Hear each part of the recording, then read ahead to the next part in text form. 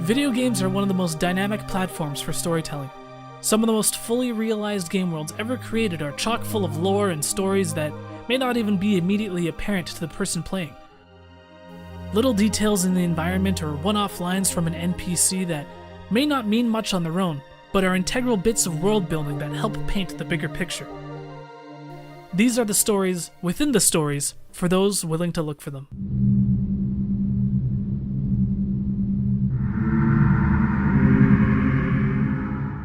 The Legend of Zelda series is one that many gamers are familiar with.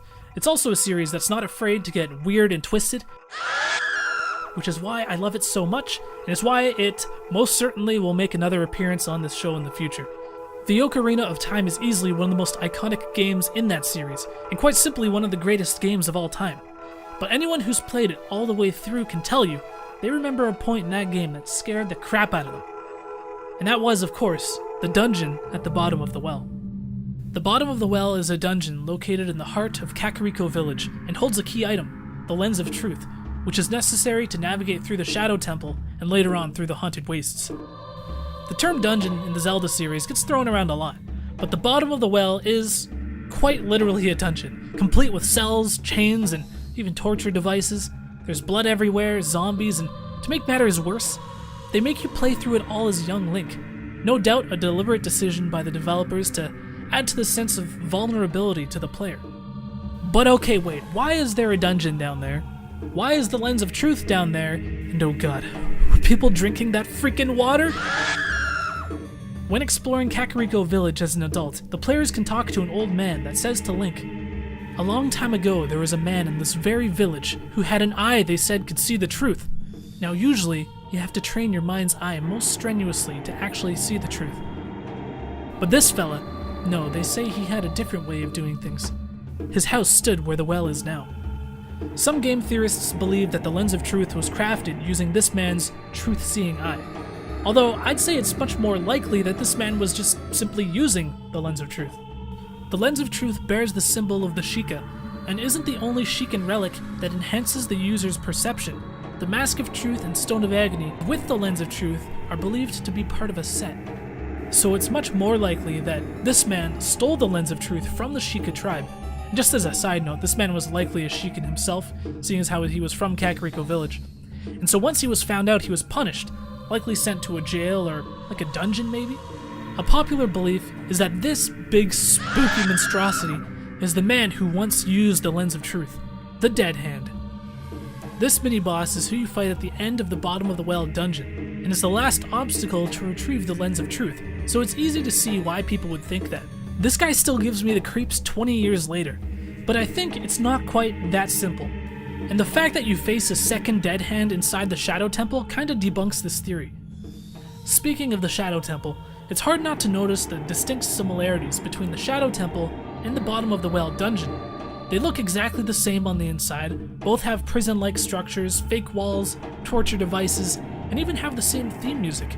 Given the location of the Shadow Temple being also in Kakariko Village, the back of the graveyard, it's not much of a stretch to think that these two dungeons are actually the same place, at one point connected, but with the passage of time and decay and structural damage, they're now two separate areas. Theorists believe that the well in the middle of Kakariko Village was supposed to be a hidden kind of back entrance to the Shadow Temple, even though it's a terrible place to hide a secret entranceway, like no one's gonna notice people going in and out of the well. It's also possible it was never meant to connect to the Shadow Temple at all, and the people who built it were just unaware of the dank dungeons just below their feet, and the construction of the well eventually collided with the Shadow Temple. It kind of explains the strange entrance of the dungeon, just being like this hole in the wall. The Shadow Temple itself was likely used as a prison or a dungeon. While it's never explained in the game, it's apparent that some pretty bad stuff happened there. Upon entering the Shadow Temple, a voice tells the player, "Shadow Temple. Here is gathered Hyrule's bloody history of greed and hatred."